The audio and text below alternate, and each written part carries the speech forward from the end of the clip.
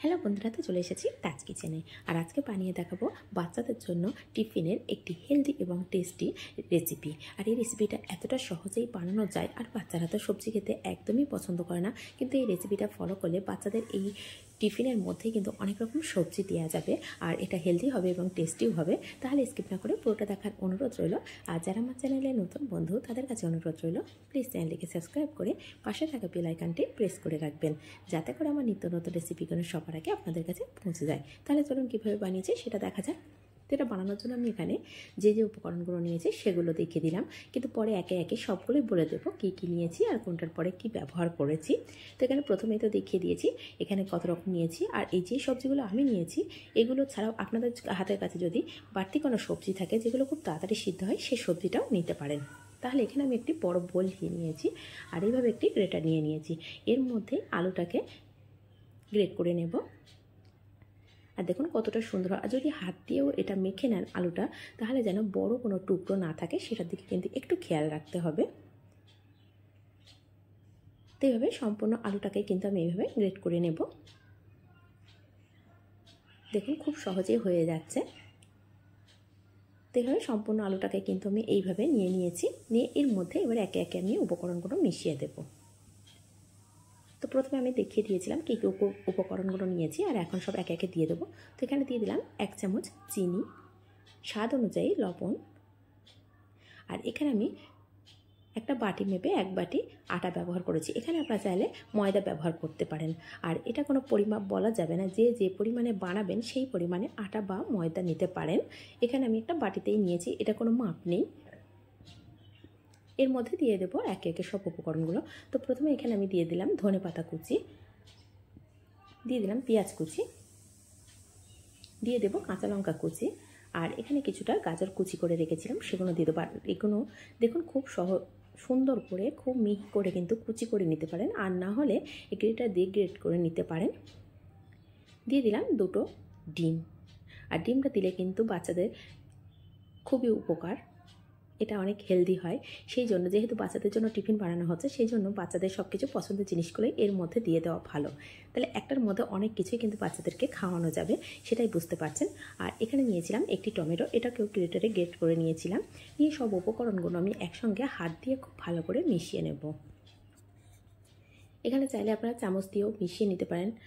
তো এখানে আমার তো মনে হয় হাত দিয়ে খুব ভালো করে মিশিয়ে নেওয়া যায়, সেই জন্য আমি হাত দিয়ে প্রথমে উপকরণগুলো সব মিশিয়ে নেব। নেওয়ার পরে দেখুন এখনও কিন্তু আমি কোনো জল ব্যবহার করিনি।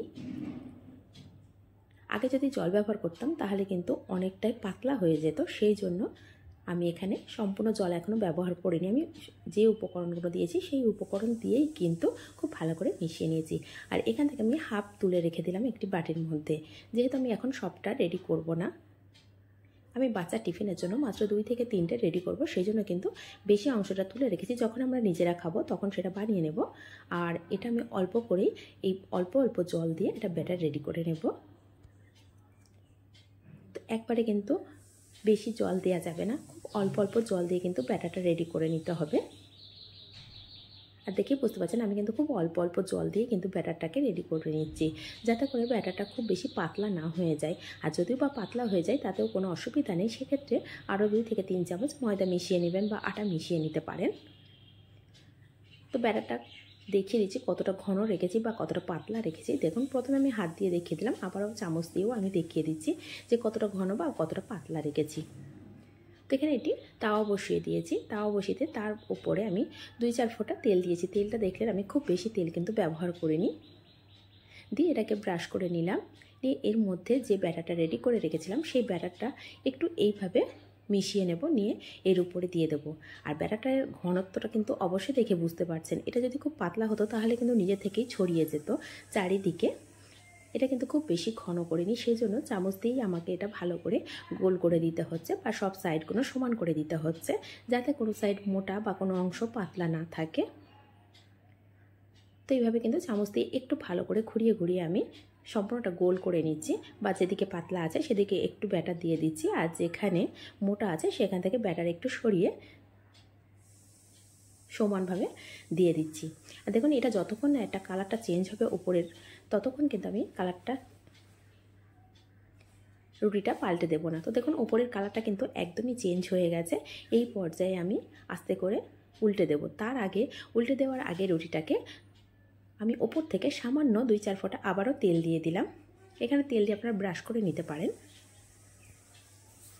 দেখুন রুটিটা উল্টে দেওয়ার পরে কালারটা কতটা সুন্দর এসছে। আর এই পর্যায়ে বলে রাখি, ফ্লেমটা কিন্তু একদম লো টু মিডিয়ামে রাখতে হবে, নাহলে যে সবজিগুলো দিয়েছি যতই আমি মিহিন করে দিই তারপরেও একটু সিদ্ধ হওয়ার কিন্তু ব্যাপার থাকে। সেই জন্য কিন্তু যদি হাই ফ্লেমে দিই তাহলে কিন্তু ভিতরে যে সবজিগুলো পড়েছে সেগুলো কাঁচা কাঁচা ভাব থাকবে।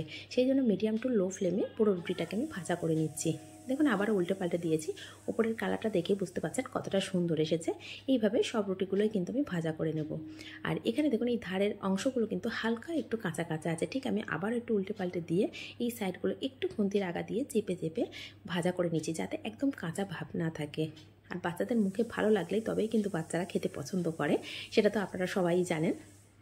দেখুন রুটিটাকে আবার উল্টে পাল্টে নিয়েছি আর নিয়ে আমি দেখে দিচ্ছি। দেখুন ধারে যে কাঁচা অংশটা আগে বোঝা যাচ্ছিলো সেটা কিন্তু এখন একদমই বোঝা যাচ্ছে না। তো এইভাবে সব রুটিগুলো আমি ভাজা করে নেব। তো এখানে প্রথমে আমি বাচ্চাকে যেহেতু টিফিন দেবো খুব তাড়াহুড়োর মধ্যেই, সেই জন্য মাত্র 2টো রুটি রেডি করে নিয়েছি। দিয়ে এর মধ্যে দিয়ে দিলাম সস। এখানে টমেটো সস ব্যবহার করেছি আমি। দিয়ে একটু বেশি পরিমাণে দিলে বাচ্চারা কিন্তু টমেটো সস খেতে কিন্তু খুব পছন্দ করে, সেই জন্য এই সস দিয়ে কিন্তু সার্ভ করে দিতে পারেন। তো এইভাবে আমি রোল করে নিচ্ছি। নিয়ে এটাকে সাইড করে রেখে আরও একটি যেটা রেখেছিলাম সেটাকেও ঠিক একইভাবে রেডি করে নেব। তো দেখুন কতটা সহজে এই রেসিপিগুলো বানিয়ে নেওয়া যাচ্ছে। আর একবার হলো বাড়িতে বানিয়ে দেখতে পারেন আর বাচ্চাকে দিয়ে দেখতে পারেন তারা কেমন টেস্ট করে খায়। আর যদি আমার রেসিপিগুলো ভালো লাগে তাহলে লাইক করবেন, শেয়ার করবেন। আর নিত্য নতুন রেসিপি পেতে প্লিজ চ্যানেলটিকে সাবস্ক্রাইব করে পাশে থাকা বেল আইকনটি প্রেস করে রাখবেন, যাতে করে আমার নিত্য নতুন রেসিপিগুলো সবার আগে আপনাদের কাছে পৌঁছে যায়।